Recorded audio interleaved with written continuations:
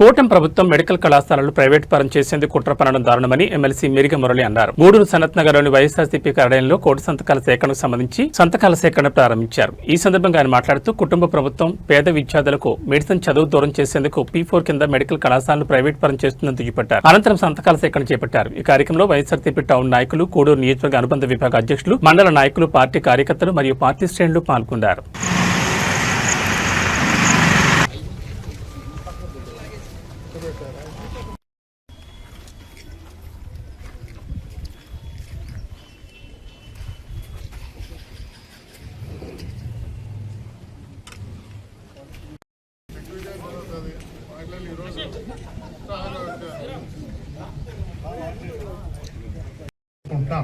మేము కమిటీలు వేసుకుంటున్నాం.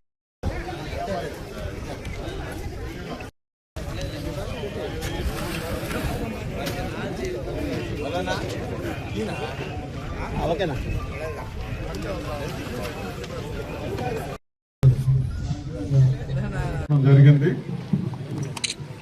ప్రజలు బాగోగులు చూసుకోవడం, ప్రజల పక్షాన నిలబడడం, ప్రజల దగ్గర మనం పొందడం, ప్రజల్ని హక్కును చేర్చుకోవడం ఒక మా ప్రీతం నాయకులు జగన్మోహన్ రెడ్డి గారికి జరిగింది.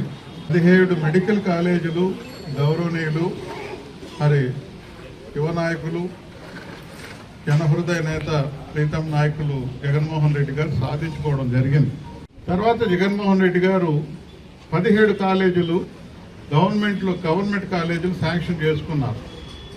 కరోనా పీరియడ్లో కూడా 2021 నుంచి 24 లోపల 5 కాలేజీలు కంప్లీట్ చేసి అడ్మిషన్ కూడా స్టార్ట్ అయిపోయినాయి. ఇంకా 2 కాలేజీలు పులివెందుల, పాడేరు కాలేజీలు కూడా ఫస్ట్ ఇయర్కి రెడీ అయిపోతే, దురదృష్టం అధికారంలోకి కూటమి ప్రభుత్వం వచ్చిన తర్వాత ఆ 2 గవర్నమెంట్ మెడికల్ కాలేజీలు సీట్లు మాకు వద్దు అని మరి అమానుషమైనటువంటి చర్యకు పూనుకున్నటువంటి ఇది కూటమి ప్రభుత్వం అని కూడా నేను మనవి చేస్తున్నా. వీళ్ళకి ప్రజలు యోగక్షేమాలు కానీ, ఆరోగ్యం కానీ, భావితరాల భవిష్యత్తు కానీ వీళ్ళకి అవసరం లేదు. 10 కాలేజీల మీద 6-7 వేల కోట్ల రూపాయలు పెడితే భారతదేశ చరిత్రలోనే ఆంధ్రప్రదేశ్, నూతనంగా ఏర్పడినటువంటి ఆంధ్రప్రదేశ్ చాలా గొప్పగా ఆరోగ్యవంతంగా ఉంటుంది. ఒక గవర్నమెంట్ మెడికల్ హాస్పిటల్ వస్తే, ఒక కాలేజ్ వస్తే, ఒక సూపర్ స్పెషాలిటీ హాస్పిటల్ కూడా దానికి అనుబంధంగా తయారవుతుంది. నిష్ణాతులైనటువంటి మరి వైద్యులు రావడం జరుగుతుంది. ఈరోజు నెల్లూరు గవర్నమెంట్ హాస్పిటల్కి వెళ్తే ఉచితంగా పోయి ఉచితంగా బయటికి రావచ్చు. అదే రకంగా చంద్రబాబు నాయుడు గారు ఏర్పాటు చేసినటువంటి నారాయణ హాస్పిటల్కి పోతే ఏ రకంగా జోబులు చిల్లులు పడతాయో మీ అందరికీ తెలుసు. పట్టణంలో ఎంత దూరం కట్టారు మీరు మెడికల్ కాలేజ్, అసలు జీవో వచ్చిందని మాట్లాడారు. అందుకే ప్రజాకోర్టులో తేల్చుకోవాలని చెప్పి నేను ఆ ప్రీతం నాయకులు జగన్మోహన్ రెడ్డి గారు జోరు వర్షంలో కూడా పోరాట పట్టింతో పోయి ఆడ జీవో చూపించి వాళ్ళకి బుద్ధి చెప్పడం జరిగిందని కూడా నేను మనవి చేస్తున్నా. ఆ స్ఫూర్తిదాయకమైన వాతావరణంలో మరుసటి రోజు ఈ రోజు నుంచే జరగాల్సింది, కానీ చాలా ప్రోగ్రాములు ఉన్నప్పటికి కూడా ఖచ్చితంగా ఈరోజు చేసి తీరాలి. ఆయన స్ఫూర్తిని మనం బ్రేక్ చేయకూడదనే ఉద్దేశంతో ఈరోజు ఉదయగిరిలో ప్రోగ్రాం చూసుకొని కూడా వెంటనే పరిగెత్తాం.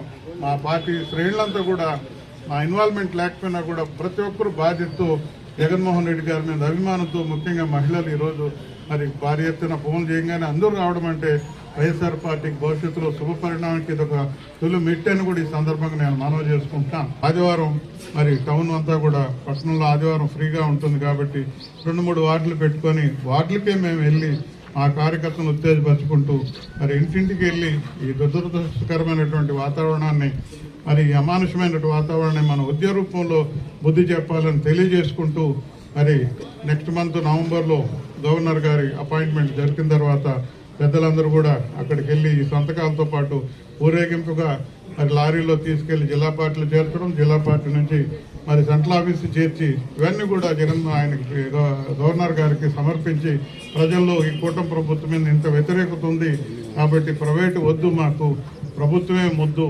ప్రభుత్వం అంటే మీ అందరికీ ప్రజలందరికీ భాగస్వామ్యం ఉంటుందని తెలియజేసుకుంటూ ఈ ఉద్యమం జరుగుతుందని మీ ద్వారా తెలియజేసుకుంటూ మీరందరూ మాట పిలుపుతో వచ్చినందుకు మీకు కూడా కృతజ్ఞతలు తెలియజేసుకుంటున్నాను.